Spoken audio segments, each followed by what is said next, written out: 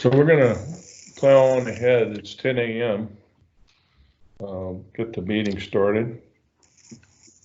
I think we forgot to mail out the meeting notes, but Richie supposedly has emailed those. If y'all have any comments to him at a future date, just email Richie and let her know any ideas. So Adam, you want to get started on the operations report? Yeah, let me go ahead and Two participants are now joining. open up our PowerPoint on it.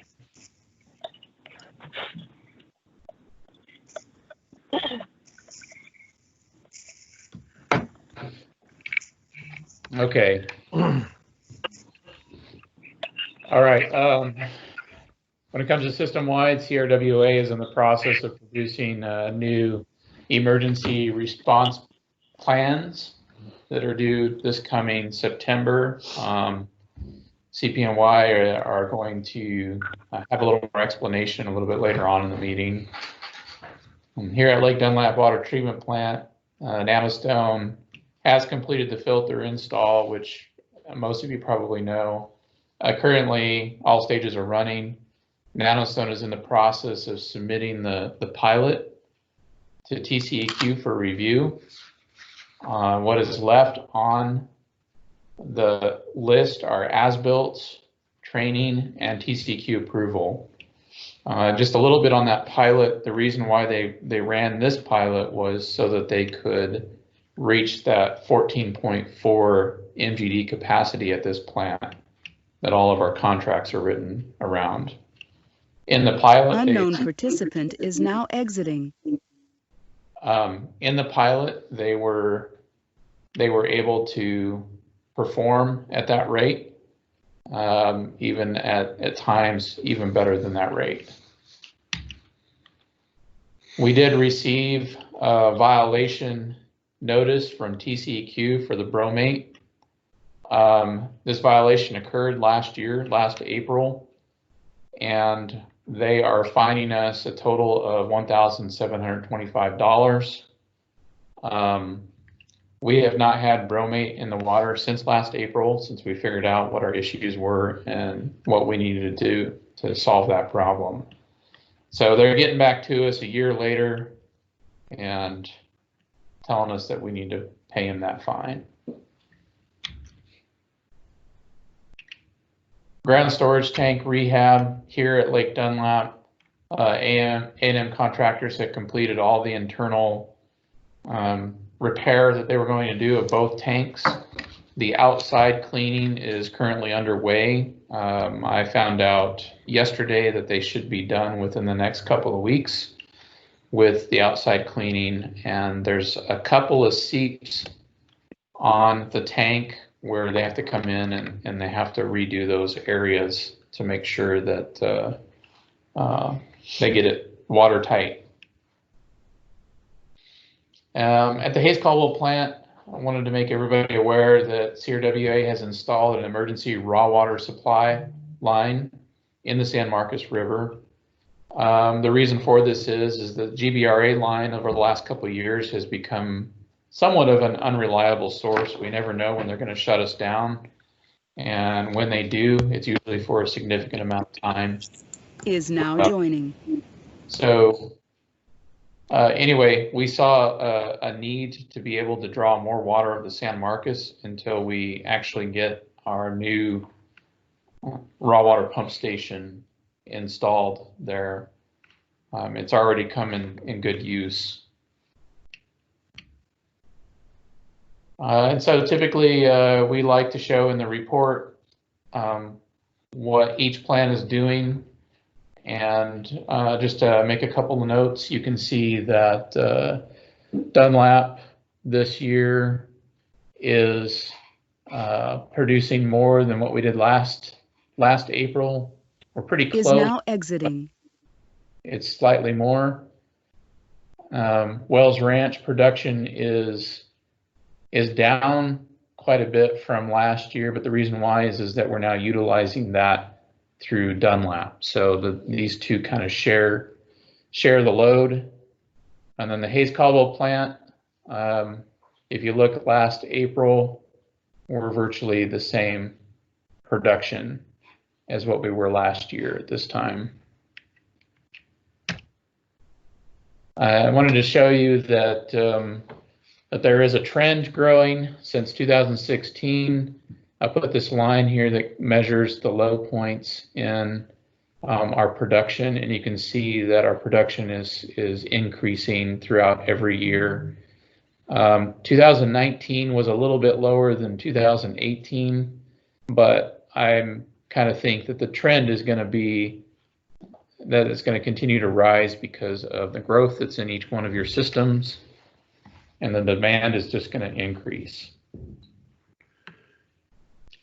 If there are any questions or comments, don't hesitate to interrupt me and say your comment or ask your question. This is, again, just a typical graph that we like to show the managers, and that is the uses that each entity had for the month of April.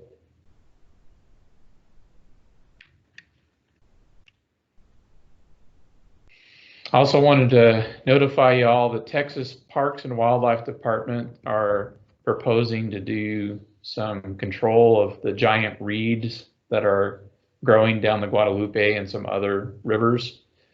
And they're going to be spraying some chemicals. They're going to start in June and they're going to go through October. So they did say in their letter that they're going to abide by the MCLs. They're not going to go over the MCLs for the chemicals that they're using.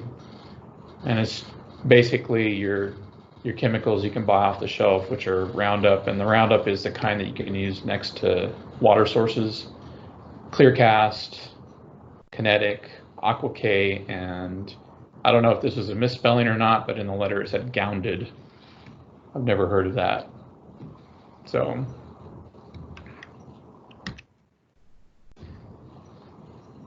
as many of you know, Lake Dunlap Water Treatment Plant experienced taste and odor issues during the first 2 weeks of May.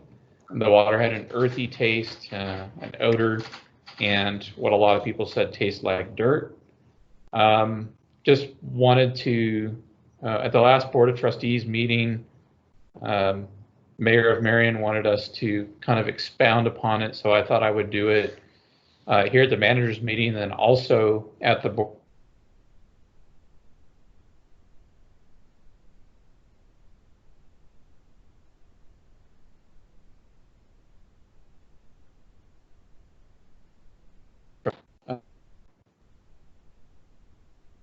Sorry about that all. Can you guys see us?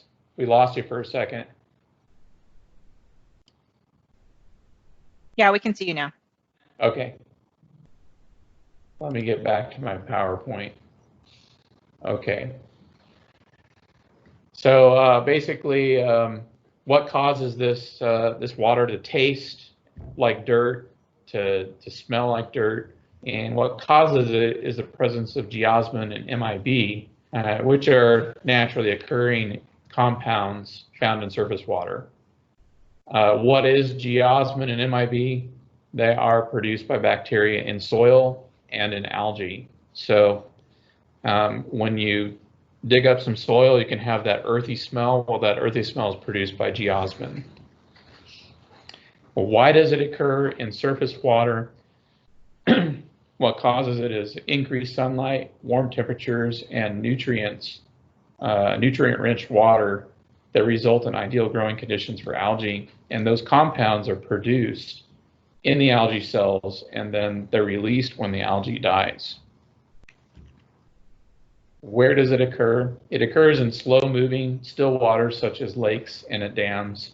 The total ingredients and conditions for algae to produce these compounds are, again, nutrient-rich water, higher temperatures, increased sunlight, and static water. Dams and lakes provide the right environment for algae to produce geosmin and MIB.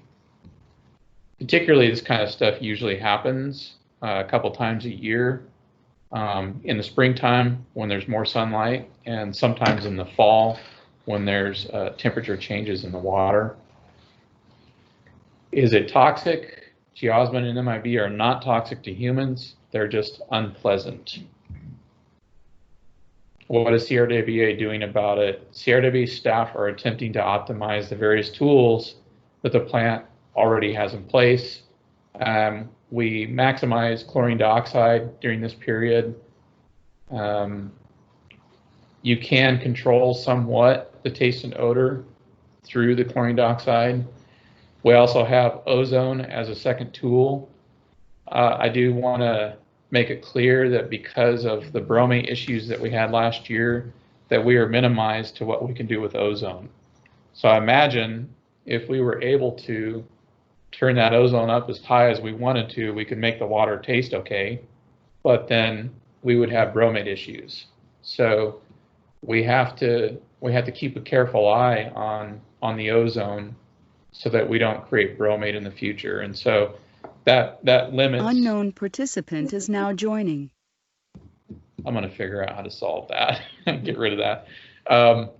So we're limited on how much ozone we can use. And likewise, also with the chlorine dioxide, we're limited with how much we can use because of chlorites that are a byproduct of using chlorine dioxide.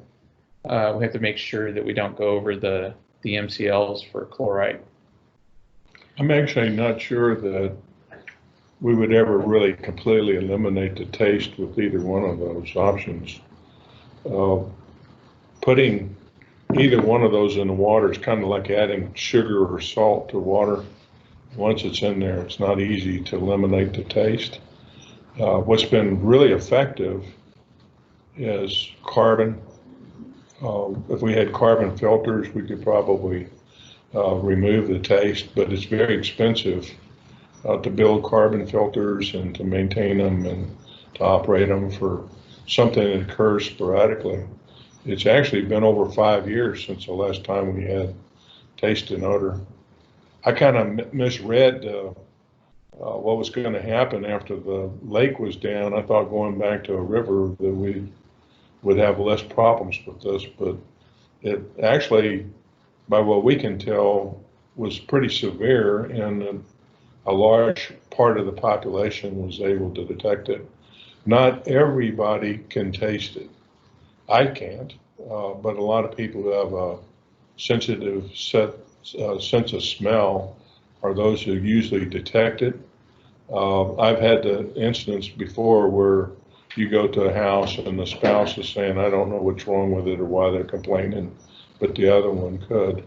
And this was pretty significant, and we had quite a few people detected and call in about it, which is kind of surprising, but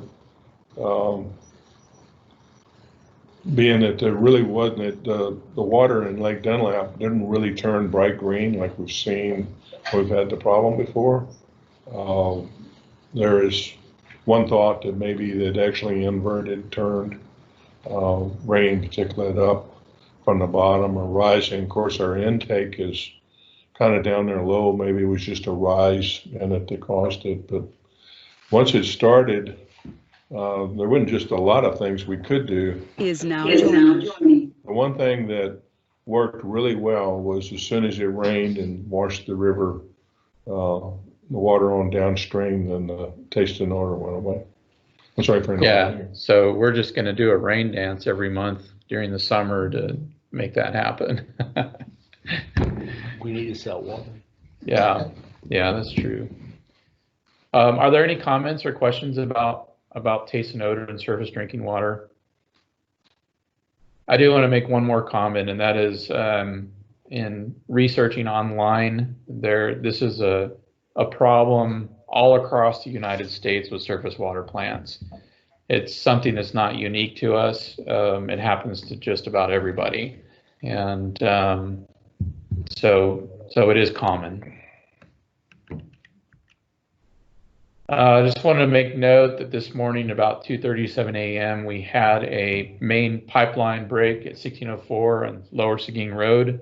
There's a picture of it after the sun came up. Currently there are contractors on site, and hopefully they will have the line repaired by this afternoon. And that concludes my PowerPoint.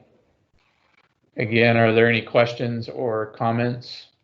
I have a question on the tank repair. You said there were some seepage leaks.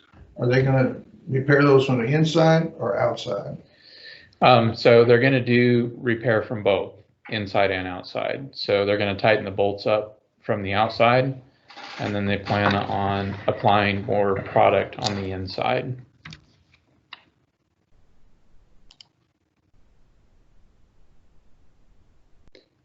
Okay, well, that concludes my my report. Alberto, are you online? Yes, I am. Region L. Okay, so with regards to Region L, the initially prepared plan has been out for comment for a while. There's been 2 public meetings, of which were teleconferences. The last meeting is going to be tomorrow. To date, there really are no significant comments to the Region L plan.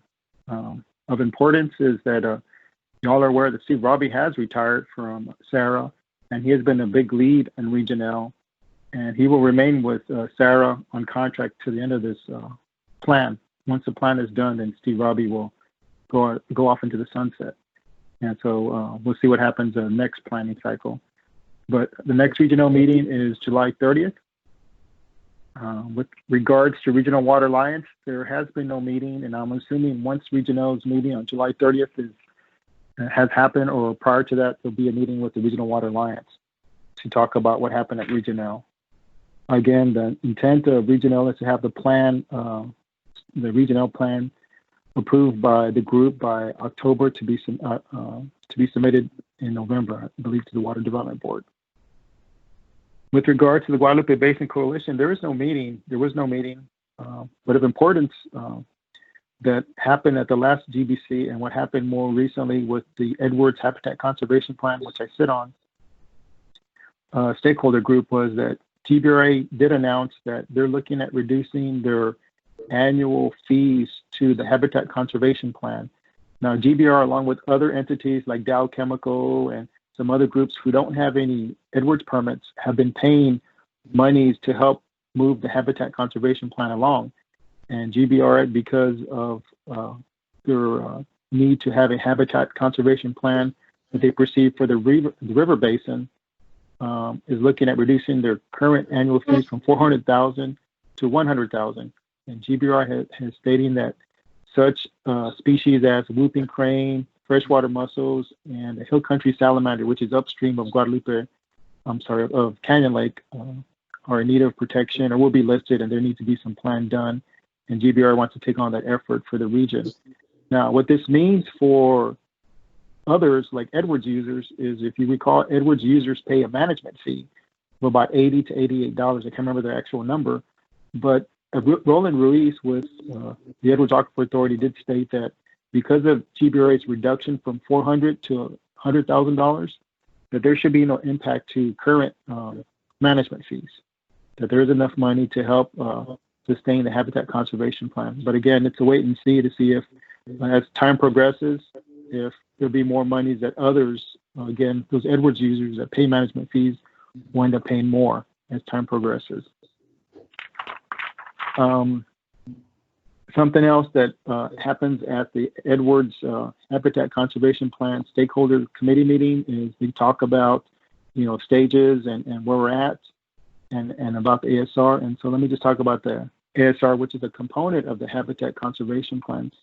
Currently, what SAWS is stating is they only need 4,400 acre-feet of water to complete its goal for the Habitat Conservation Plan, which I believe is about 40,000 acre-feet of water. So they're only 4,000 shy of that.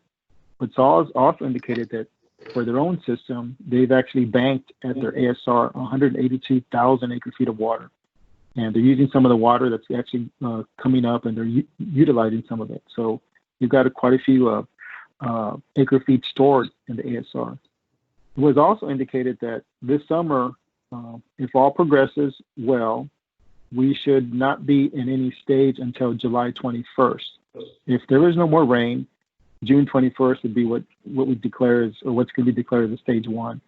So more than likely, we're going to hit a stage 1 with or without rain. It's just a matter of whether it's June or July. So the Edwards users will have a reduction on permits.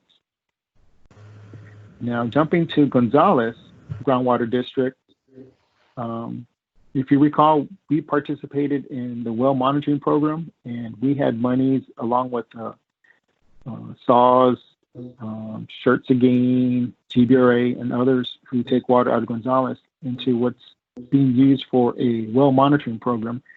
And we've had $300,000 that was left. And the group was to have meet and decide how better use this $300,000. At the meeting at Gonzales, there was a proposal made by the GM to basically look at doing a couple of things of which the group had agreed to do, but other things that the group never saw or never thought that would come forward. And such things as the group agreed to do were buy 12 transducers to help with the monitoring of the aquifer, and also to rebore a well that had already been paid for. In addition to that, the GM had thrown in some other items, which basically almost reached the $300,000 mark. At the meeting, SAWS, Canyon Regional, and the Alliance spoke on behalf of sticking to what the plan was, which is the 12 transducers and reboring of the well. Their board agreed to just move forward with the 12 transducers at this time and relook at the other items. Further discussions with the other entities, I think what the best approach for Canyon Regional is just, again, to stick with the 12 transducers and the reboring of the well. And at some point in time, those monies will get reimbursed to the entities based on a pro rata share. So we'll monitor that and see where that goes. With regards to the Guadalupe Groundwater District, I attended their meeting. What they've been looking at is of importance to us is they're looking at what they call a brush management, range management plan to increase recharge to the aquifer. All indications on this plan are, you basically remove brush, you basically put native grass, you minimize evapotranspiration. All indications are that the soils of interest and the area they want to look at, because this is a large area, is the Bloomberg Ranch. So of concern again is that at some point Bloomberg is part of our water management strategy. So we need to monitor and make sure that whatever they do does not negatively impact us. So we've got to keep that in mind and see how this or does not impact us. I believe that's it. If there's any other questions or comments, I'll take those at this time.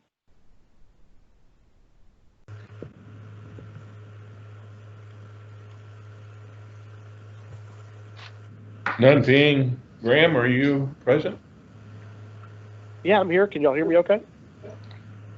Ken, you want to tell us what's going on with the Alliance? Sure, be happy to. So we're still pressing forward with the development of the project overall. We actually have a board meeting this afternoon that we're going to meet virtually again, hopefully for the last time, but we'll play that by ear depending on what the governor continues to allow or not. We are moving forward with our SWIFT application for additional funding. Again, this is not a commitment yet. We're just trying to increase our credit limit essentially with them. We've been deemed administratively complete. Yesterday we had a deadline to respond to some questions, technical questions that the staff had, and we met those deadlines. So it looks like that's going to move forward at this point in time. We are also working with Hydro Resources, getting everything finalized and approved through the Water Development Board with their contract so that we can drill the first 4 Carrizo wells on the property we own. We anticipate issuing the notice to proceed to them in the first part of June and having that kickoff meeting with them and getting them started out there. So we're excited to see that piece come together. Otherwise, all the other components are really in design phase. This last week, we received the plans, 60% plans for the water treatment plant and for the Segment A pipeline. We got those in very late last week. So we're starting the reviews on those components to move that forward. Segment B, we expect will continue on, receive that 60% middle of June, and the others kind of staggered after that. So all that's moving forward. We've gotten some approvals of our engineering feasibility reports from the Water Development Board and some fund releases related to those items. So that's all kind of moving forward. And then obviously the bulk of our focus is on land acquisition, trying to procure the easements that we need for all of our segments and moving that along. We have a little bit of a challenge from the perspective of the courts really not being up and functioning fully at this point in time. And so even though we're setting things up to move forward with eminent domain, because we've got some non-responsive landowners, we're not able to make those filings and have those cases scheduled yet because the courts, particularly in Caldwell County, are not fully up and running yet. We keep hearing rumblings that that'll be in the first part of June, that regardless of where the pandemic stands, that they're going to be ready to start scheduling those meetings, even if they're virtually in those hearings. But we have not seen that yet. So that is a little bit of a concern as we move forward. I think that's about it. I'm happy to answer any questions if you have any specific questions or anything else regarding our program.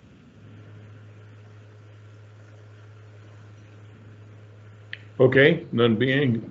Utility engineering, David Kniper or Gary Montgomery, are y'all present? Okay, we'll move on to report on the Texas Water Development Board infrastructure grant, or with the Hays-Colo flood wall and the Lake Dunlap Lake crossing. Humberto or Janine, are y'all? Yes, I'm here. I got an update for you, actually. So we finally got the information we needed to finish the Lake Dunlap crossing. So we are finishing up those 2 applications, packaging them up to give to you guys by Friday, so that they can be emailed into the board. So they're basically done at this point. And then we wait for responses from these applications, which is the abridged version. If the projects get chosen, they will notify us, and we have to do a full application at that point. Okay, are there any questions there or comments?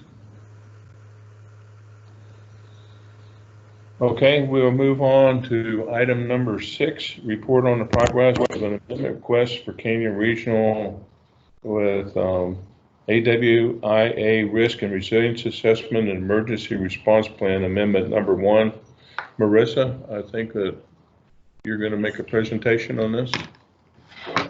Yes, if you can give Gil Barnett ability to share screen, so he'll pull up the presentation. Can you pull it up, Gil? Yeah, let me see. Yeah, I'm working on it now.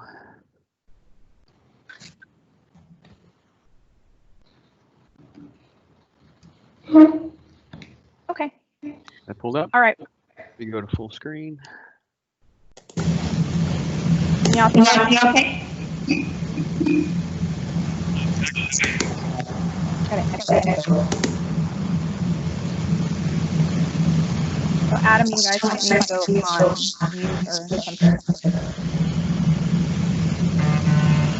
I've got a lot of. David K is unmuted as well. A couple of others.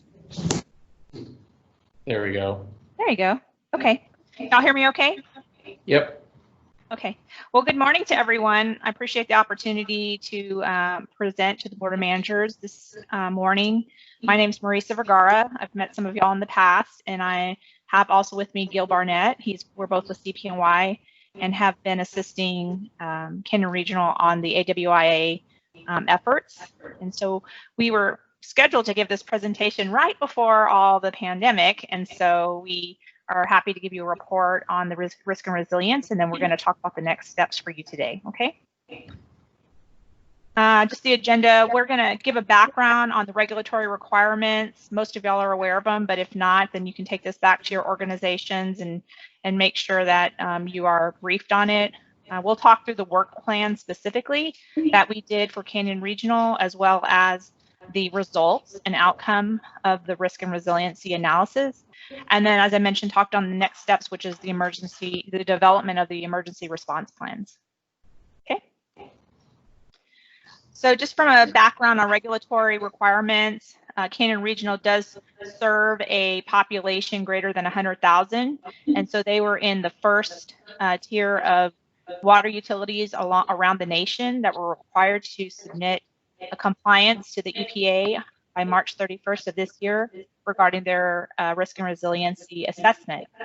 So this, just as a background, is an update to what was the last, I still have an echo a little bit, so maybe someone can mute. This is an update from back in 2001 on regarding the Bioterrorism Act, where water utilities were required to do risk assessments, emergency response planning. So since then, in 2018, they passed and very quickly required water utilities to do really what is the next step, which is a risk and resiliency assessment.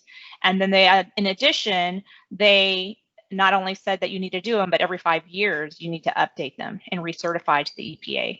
So really what we went through with the EPA is some of the other things they changed is we didn't actually submit the report.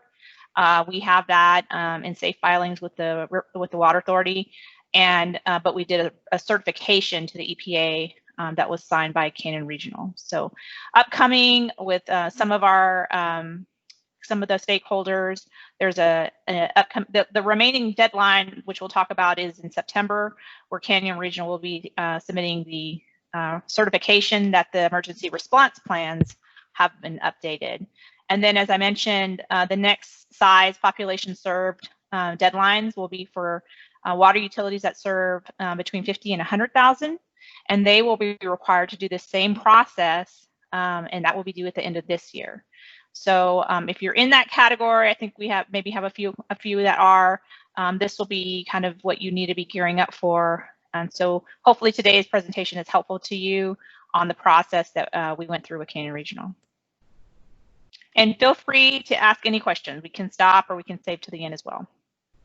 So as I mentioned, kind of this is how we approached the project as a team. We worked side by side with Adam and David. It included weekly calls so that we could kind of get information.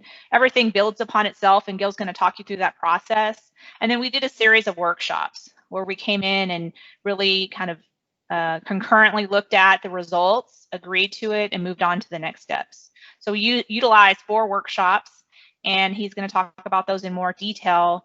And as I mentioned before, we were able to get everything submitted on time. We'll have a remaining 2 workshops that we'll talk about for the emergency response planning. But it was a very, Canyon Regional's team was very engaged in the process. We were able to really look at a lot of things, and I think we're successful with it, so we can show you some of those results. Okay, Gil? Okay, I'm Gil Barnett, CPNY. I'll talk about the process that we went through to execute the risk and resiliency assessment. This shows the 7-step process that's outlined in the RAMCAP methodology. This is provided by AWIA, and this is really the go-to methodology for doing the assessment. So the first thing is asset characterization, where you identify your major assets, your critical assets. Really, the key there is what's critical. The second is threat characterization, where you look at, what threats or hazards do you need to be concerned with. Then you get into consequence analysis, where you look at the worst case consequences that could happen if a threat occurred. And so this is where we try to convert this into dollars, so it's kind of universal, and we just get the worst case dollar impact that these different threats could have. The next step is a vulnerability analysis, just to look at how vulnerable your different facilities may be to the various threats, and that'll be scored in a numerical method for calculation purposes. The next is threat analysis, where it's really threat likelihood is what that really boils down to. It's what's the probability that a given threat is going to occur. And some of those for natural hazards, that's just simply the numbers, how often does a tornado occur historically. For other things, we have different methods to come up with a number for that threat likelihood. And then the step 6 is where we calculate the actual risk values and resilience values. So what is risk? Risk is really the consequences that we came up to, multiplied by the vulnerability, multiplied by the threat. And that gives you a number in in dollars of what your risk would be. Resiliency is more of a calculation to see how service is impacted, how resilient you are, how able you are to respond and get back into service if something happens. And that's really calculated in days. It's service outage, which would be in days, times the same vulnerability and the same threat likelihood that we're in the other. And then the seventh step, we'll talk more detail about that later. This is an optional step. This is where you get into risk and resilience management, where you set goals. What are the things you can do to mitigate the different threats that you face and improve your resilience? So when we talk about critical assets, these are the main things that the EPA and AWIA identify that we need to cover when you look at assets. You look at things such as your physical security, your barriers, what types of security you have in place. Look at your source water, what kind of vulnerabilities it may have. You look at your pipes, conveyances, intakes, pre-treatment, treatment. It's a long list, so pretty much everything you can imagine. Storage and distribution facilities, everything from your storage tanks to pump stations. We also look at your electronic, computer, or other automated systems. So we look at your SCADA, look at your billing systems, your financial infrastructure. And then how do you monitor the system? You know, what monitoring do you currently do? Look at your, I already mentioned financial infrastructure. And then we look at chemicals, you know, what threats could be possible for chemicals, chemical leaks and chemical escapes, that kind of thing. And also how you operate and maintain the system in general. So all these things will be looked at when we do the asset characterization step. For Canyon Regional, these were really the critical assets that were identified. So quickly, it's just the 3 water treatment plants. It's the wells and the well sites out at Wells Ranch. It's the 3 booster pump stations. There are 4 elevated storage tanks. And then there were a lot of delivery points, but we kind of focused in on what were the more critical or more vulnerable. So there were 2 that were identified that were needed more attention than the others. Most of them are simply just a vault in the ground with a valve, and that's pretty simple. But these 2 that were identified we looked at them a little bit deep. And then for the distribution system, it's a long, large distribution system, and so we kind of zeroed in on a couple of areas that were of particular interest, and that was the portion that goes across Lake Dunlap, and then the system that goes under the San Marcos River. So those were the 2 critical distribution points that we had identified.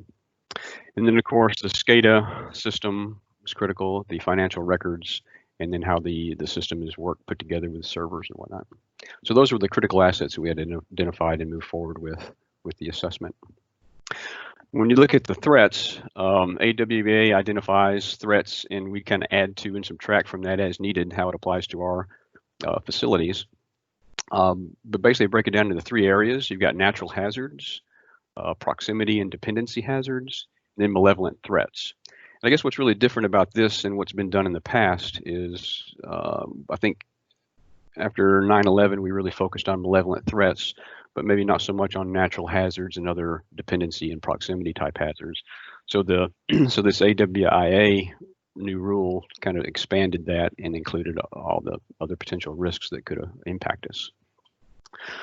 So some of these you can, off the top, like hurricanes, earthquakes, and ice storms, those really wouldn't apply to area. So those we didn't really use, but the rest of them on this list we did. And one thing that was kind of unique to Canyon Region was lightning strikes. They do experience lightning strikes. We added this one specifically, which may or may not apply to other facilities. Next thing I want to touch on real quickly was the cybersecurity workshop. We did our second workshop in our series was focused on cybersecurity, and we did. There are some guidance materials offered by AWIA and EPA. We used the process control system security guidance for the water sector was the first resource, and then this is cybersecurity guidance tool was the second resource provided by AWIA. So what there's this tool called the use case tool that is a system where you sit down with the IT professionals and you get a schematic of your SCADA system and all the details, and you kind of work through a long list of questions and do like little discussions to develop how your system is configured and what kind of guidance, what kind of tools you have for security. And you end up with, when you go through this process, you end up with a list of recommended controls based on your system.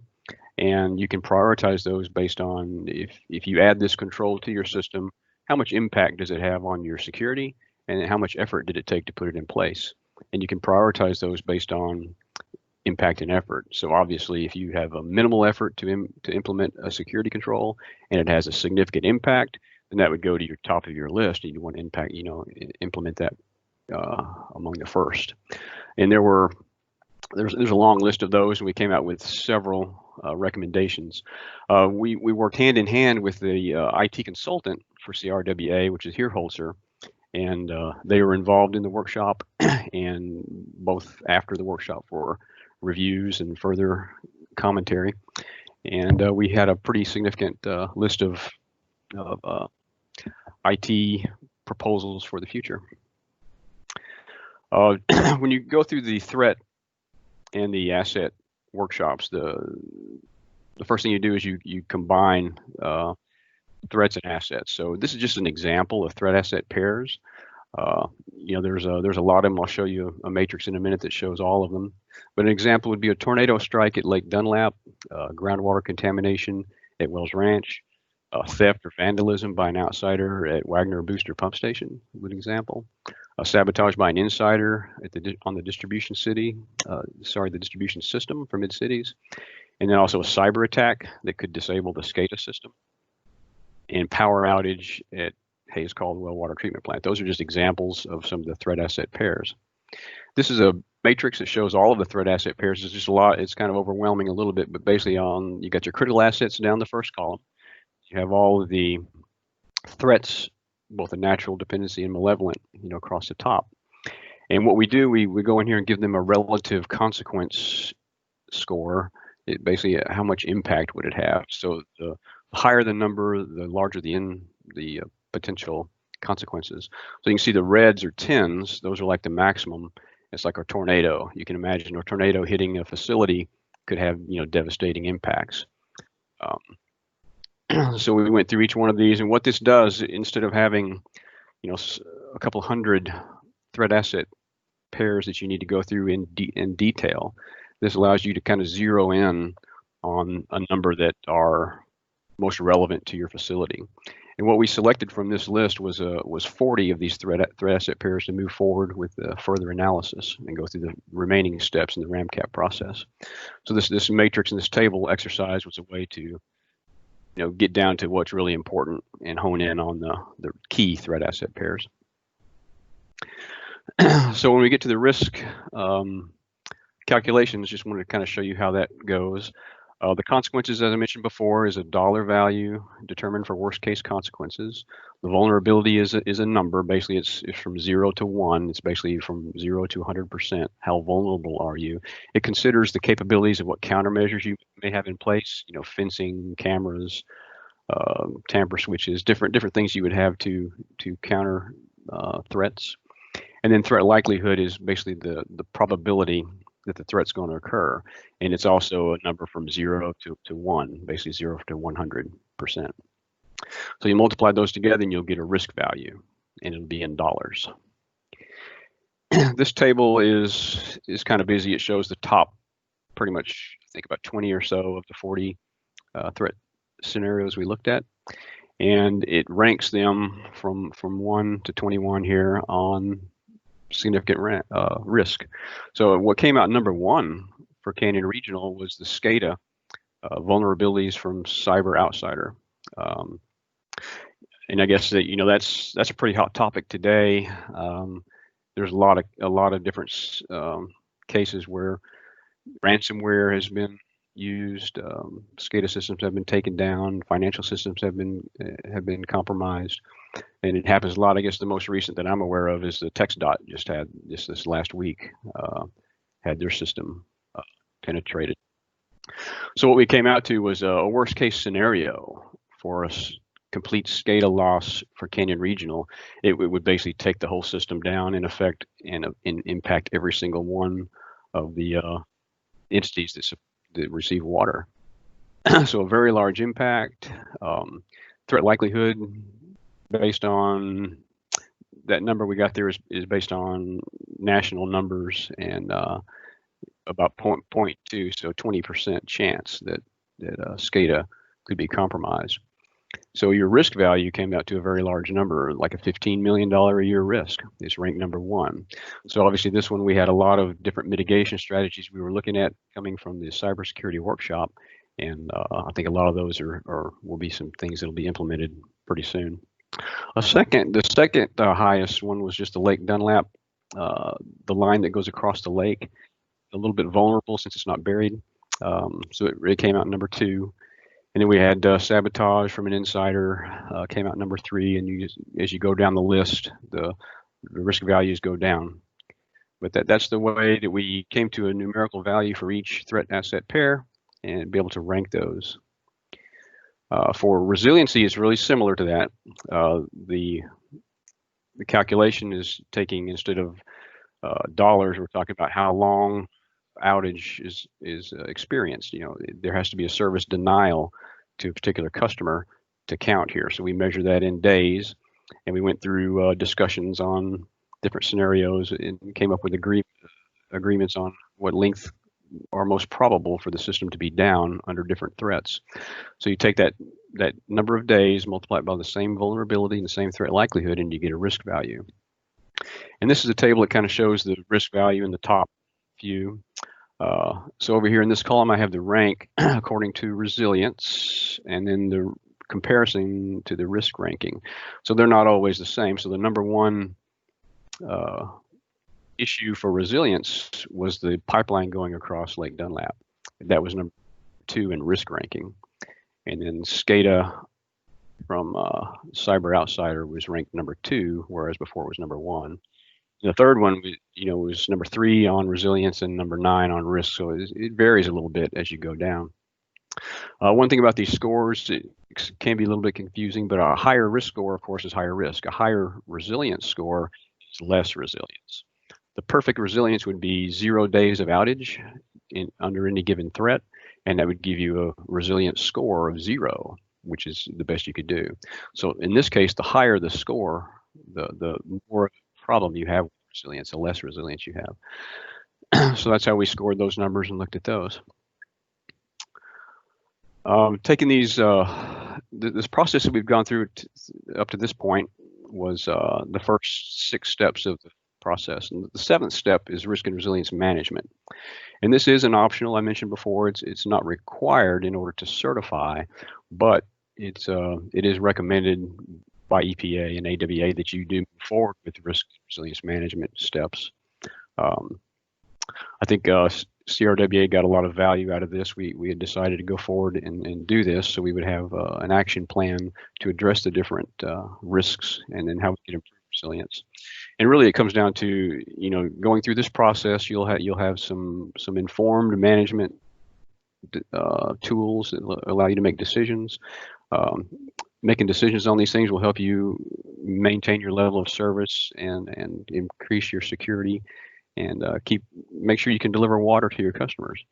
If anything happens, and in this process it gives you it empowers the owners to make decisions that might otherwise be difficult. It allows you to prioritize and to decide where it is best to spend the money to address different threats. And instead of just thinking about it in general terms, you have some actual concrete numbers where you compared things. You can use that as a basis for making that decision to move forward. This table just shows some of the threat asset pairs and what mitigation strategies were decided to help those. So the first thing you do when you look at risk and resilience, some risks you can accept. They are acceptable. And what we put on this list were those that we determined were not acceptable. So the first one was the SCADA, having a ransomware or some kind of problem with your SCADA was not acceptable, of course. And there are a number of cybersecurity mitigation strategies that came out of the workshop, and those were prioritized and planned for implementation. For the pipeline, that goes across Lake Dunlap, the simple answer is to bore under. Expensive, but the simple answer is to bore under and get that buried. And as you go down each one of these, we had a different plan to mitigate that threat. Basically, when we got all those plans together, we just had discussions and talked about implementation. The near term, which would be planned for in the first 5 years, would be SCADA improvements, the pipeline in Lake Dunlap. There's things that can be done on procedures and policies, improved site security at some locations, additional backup power. And then we looked at coordination with groundwater districts. There were no source water protection plans in place by the groundwater districts or anyone else in the area. So we were thinking the best thing to do would be to start coordination with those districts. And then also look at the well site, do some well site assessments to get a better idea of any kind of vulnerabilities we have out there. Also, we looked at, we do not have a emergency interconnect for the Hayes Caldwell water treatment plant area, and we were looking at maybe implementing something like that in the near term. Other things we pushed out to further out, like security camera systems, expensive and more complicated. We probably look at those further out. We looked at a detailed lightning protection system at the Wells Ranch facilities. That's where the lightning was a big issue. We looked at upgrading the chlorine building, flood protection at Hayes Caldwell plant, and then additional SCADA improvements. And then longer term would be the flood protection at Hayes Caldwell. That could move depending on how funding works, but it could be midterm, it could be long term. So that's how we came up with a plan moving forward for mitigation of those. Hey, Gil. One thing I wanted Marissa? to note. Yeah, can you hear me okay? Yes. One thing I wanted to note is that, we were very careful on what we ultimately placed into this plan, particularly in near term. So when you're looking at, what your outcome, and if you decide to go towards mitigation strategies, we recognize that this is a document and a certification that goes towards EPA. So, these were shown as a very high risk and impact to the water system, to the water authority, and they were already a lot of items in motion. And so, and as I mentioned, there's both near term and long term on SCADA as a whole. So these are kind of the more immediate and very low hanging fruit to create that and within the schedule. So I just kind of wanted to note that although there isn't a formal auditing process in place by the EPA, we recognize that it's coming. So we want to be very careful on what we're committing to, and then in 5 years we can reassess. We've fully trained and turned over these documents and templates over to the Canyon Regional, so they are fully capable of reassessing and looking at their scores accordingly. So that will change over time and can change, and priorities can change. There's enough flexibility where the mitigation strategies, particularly in the midterm and long term, are not set in stone. So. Okay, so that assessment was completed and was certified on the due date, and the next step is they give you 6 months from your certification of your plan, your assessment, to do your emergency response plans. And so I just want to quickly go through some of the things that are new to the emergency response plans based on the AWIA criteria. Basically, these 4 things listed in this table were things that were outlined in the law that said, include these things in your ERPs. So I just want to quickly touch on those. The first was the strategies and resources to improve resilience. They wanted to focus on physical security and cybersecurity. So some things that we can do in the plans for compliance was, resilience will be improved if you train your staff. You'll have this plan will have a source of contact information. It'll have specific action plans for different emergency situations. And then we can also include a review of physical security and cybersecurity measures that are in place in the plan. For the second one, it was plans and procedures and identification of equipment used for malevolent acts or natural hazards. And of course, that will be in our format. Emergency response action plans will be in what we call Appendix B. And Appendix E will have site maps and evacuation routes and locations of emergency equipment. So different parts of the ERP will address that criteria. And the next one was the actions, procedures, and equipment to lessen the impact of a malevolent act or natural hazard, focusing on alternative source water options, relocation of water intakes, and construction of flood protection barriers. So emergency response plans in Appendix B will cover some of that. Other source water options can be identified. If there are a location of water intakes, it will be identified in the plan so they're known where they are. And flood protection barriers identified if existing. And for Canyon Regional, of course, there's a plan for the Hayes Caldwell plant and flood protection. The last one was to include strategies that can be used to detect events. And really the things that'll help detect would be, first of all, training on the ERP and make sure everybody knows how it works, where it is, how to use it. Other things that are options and possible would be cameras or other sensing equipment, door tamper switches, that kind of thing in your system. If you don't already have those, to implement that kind of thing. All those things are not required. They're just different options to meet compliance for that. Victor criteria. Contreras. Yes? Is now joining. Okay. And then I'll let Marisa talk about the work plan.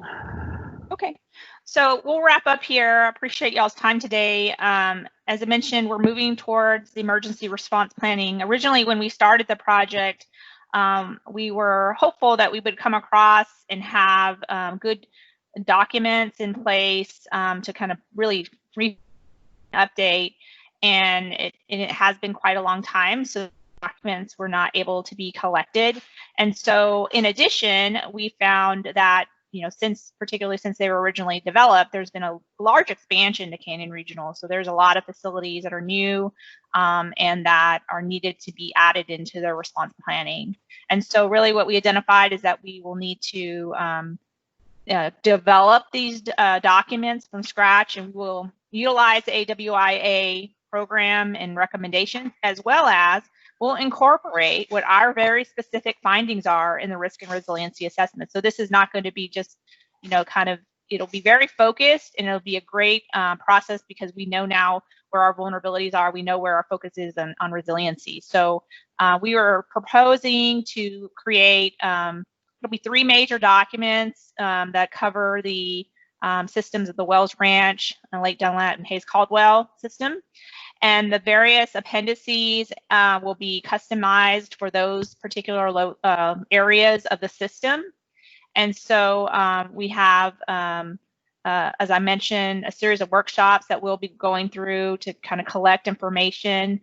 We'll be doing a lot of interlocal agency type coordination and making sure we identify the stakeholders, we identify any type of critical communication outreach numbers. And so really this is going to be a document that is a living, breathing document. All the files will be turned over to Canyon Regional so that they can in real time update it. They will be required every 5 years to review them and update them, similar to the risk and resiliency assessment. And so today we're looking at a request for a budget amendment to create these documents for compliance to AWIA for submission in September. And so upon approval, we would start very quickly a series of workshops, as well as the development of the documents. So, and then as mentioned, Canyon Regional will be required upon delivery and approval of those documents, they will do a final certification similar to the risk and resiliency process in September. Thank you, Marissa and Gil. The scope of work and the budget amendment will be going to the construction committee at their next meeting to move forward with this. It's something that we're going to have to do. And it was a little bit of confusion, I guess, about how much we actually had in place when we entered the first scope. Unknown participant is now exiting. We believed that we had a lot more emergency response plans written, and come to find out, even Welsh Ranch didn't even have one. So we've got quite a bit of work to do there. But we'll proceed on that with the construction committee and getting that work started. Marissa will hopefully get that approval to you here in the next week or so.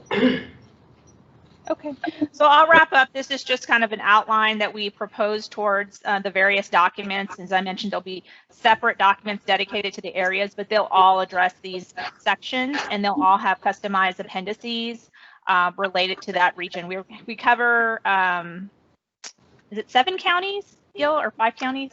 Yes, 7. 7 counties. So we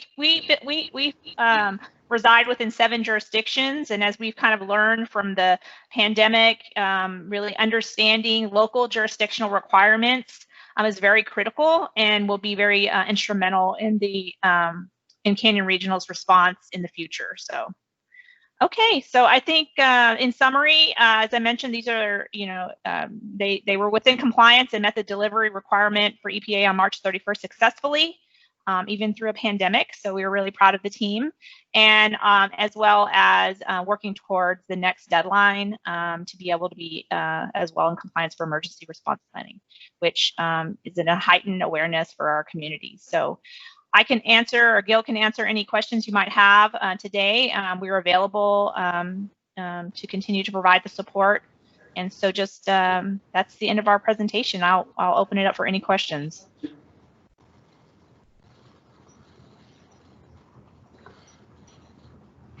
If there's no questions, we'll move on. I actually skipped over item number 5. Okay, thank you. Thank you, Marissa. Report on the Welsh Ranch project improvements along with progress with the TWDB on the generators and Wagner booster station piping. Tri-Hydro? Pat, are you there? Yeah, I'm here. Good morning. So we've submitted a request to the Texas Water Development Board, to Jesse Milanovich, our project manager, to request the release of funds. He's responded, requests some additional documentation that we are putting together to add to our original submittal. But basically, everything is positive, and we are addressing his concerns to get approval to release the funds and reallocate them to the generator project. We're moving forward with plan design, and we were proposing to bid the generator equipment as a separate bid package, and then follow up with a construction installation package to follow after that. So we'll have a better report, or a more complete report, for the construction committee meeting a couple weeks, but the project's moving forward and working on that. Be happy to answer any questions. The second one is the Wagner booster pump station project. Again, we prepared a package. It's been submitted to the Water Development Board. We have not got a response on that, but based on the information from our initial application on the generators, we'll add to that submittal to better document the environmental clearances necessary to release both projects as categorical exemptions. So we're moving forward on both those projects. Any questions?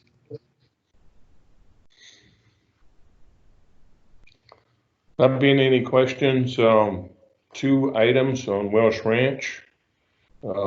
Cunningham Construction, we terminated their contract, and they have in turn sued us, filed suit yesterday for damages for delays and not being paid their retainage. In addition, we've been trying to get a court date on preload tank. The courts are pretty much stopped now with the COVID problem. The only thing you can do is do a virtual hearing with the judge, and certainly no jury trials. We've been asking for an assignment for a different judge other than the judges in Guadalupe County, and that they're so busy they couldn't give us the time.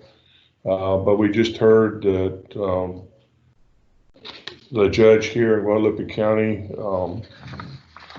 does not want to relinquish it and is willing maybe to work with us on any motions or time schedules. So we're just waiting to get before the court on that suit. We did have mediation with preload. Does not seem to have resolved through mediation, so we're proceeding with the litigation there. Most of the projects on Wells Ranch have closed, other than having these battles.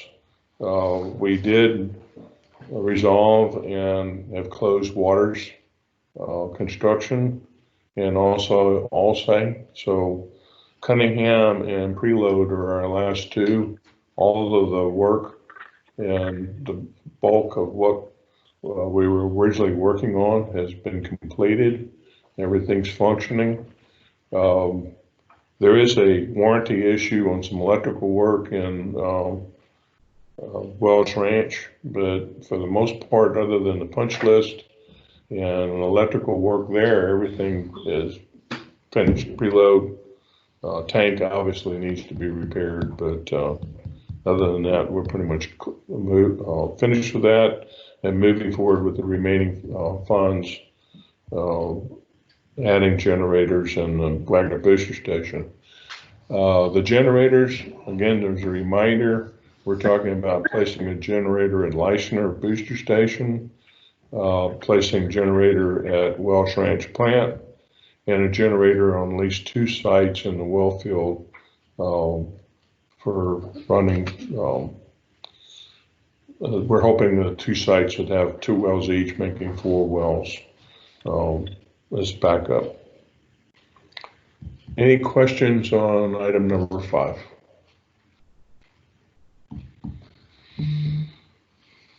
I know that there's quite a few people out there listening. I hope that I've been able to hear and everything's been clear.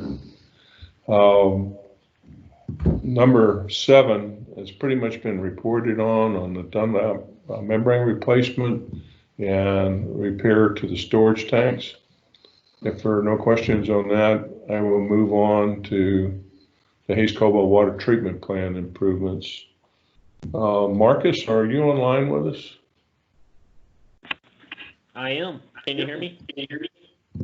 We can. You want to give us an update on the improvement project there at the Hayes Caldwell plant?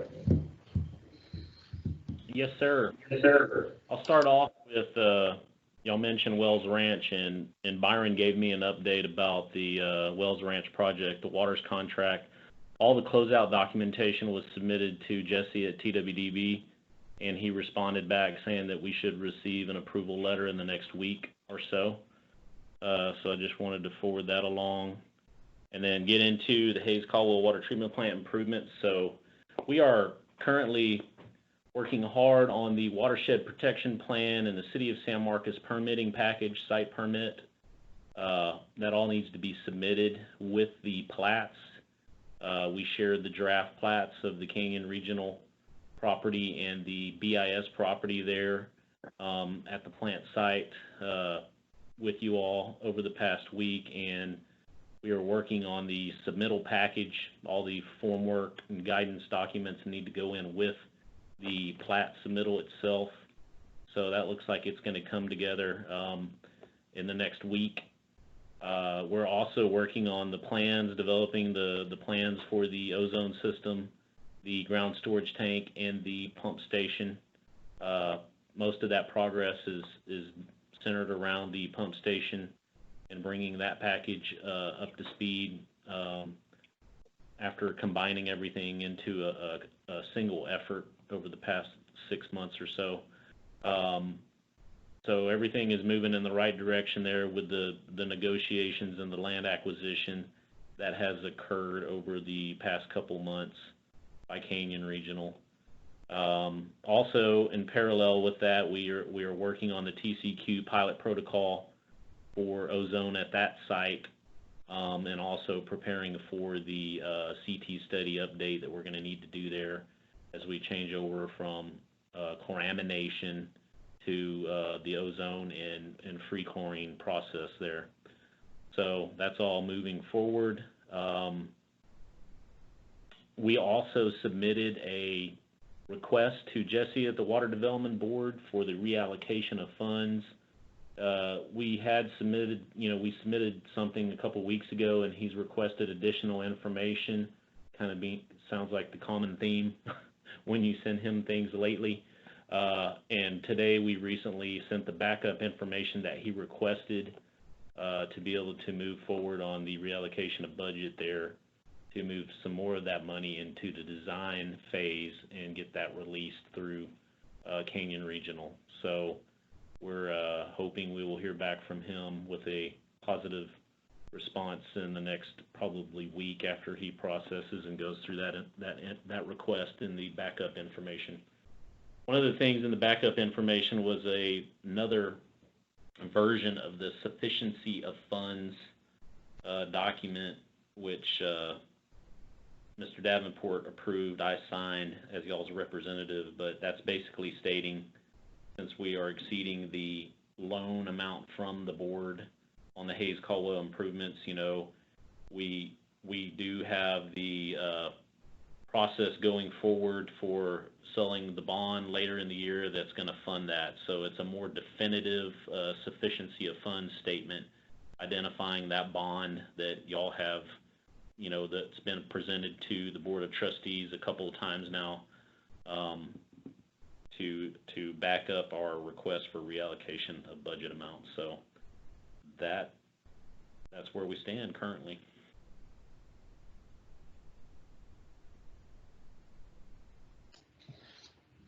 Try that again. Are there any questions for Marcus? The membrane replacement at the Hayes Caldwell was done. We replaced the fiber on 2 racks. They've been operating now for almost 2 months, I guess. Yes. Okay.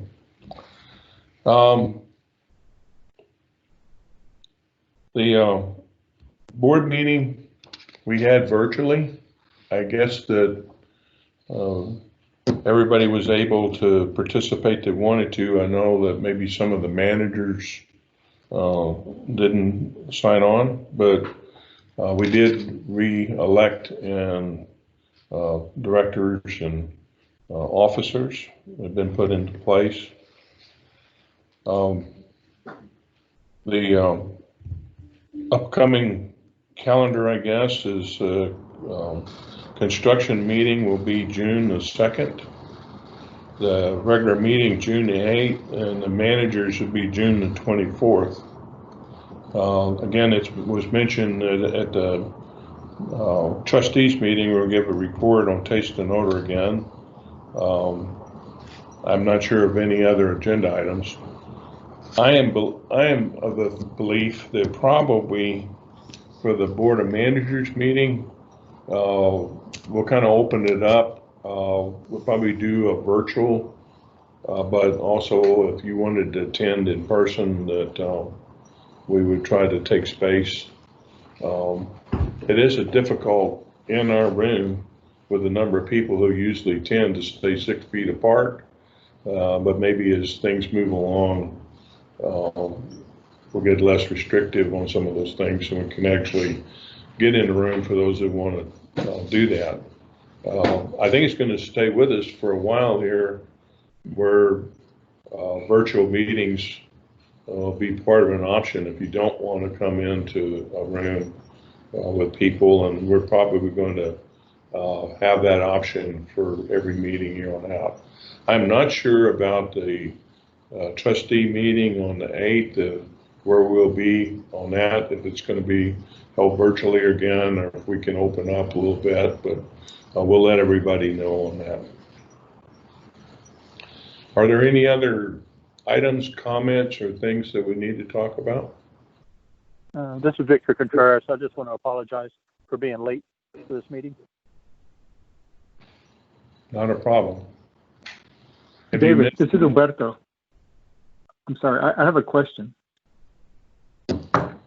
Okay, So my question is on item number 8, with regards to us seeking funding.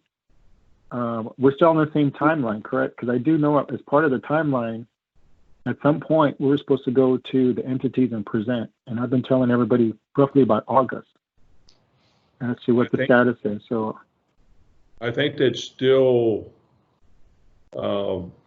in the timeline, but actually presenting all the legal documents in August may not be there. We're not asking for documents approval as much as the overview of what needs to be done. yeah, just an overview, just so where they understand where we're at. And I've also told them possibly sometime in the fall, closing documents, maybe towards December, January. But just as long as, because I did hear Mr. Heidemann was on the phone. And so I did tell this board, sometime August, Canyon Regional will come back and give you a progress report. That would be true. Alrighty, thank you.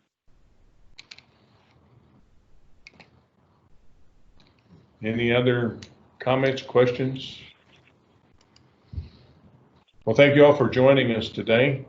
With that, we'll end the meeting at 11:15.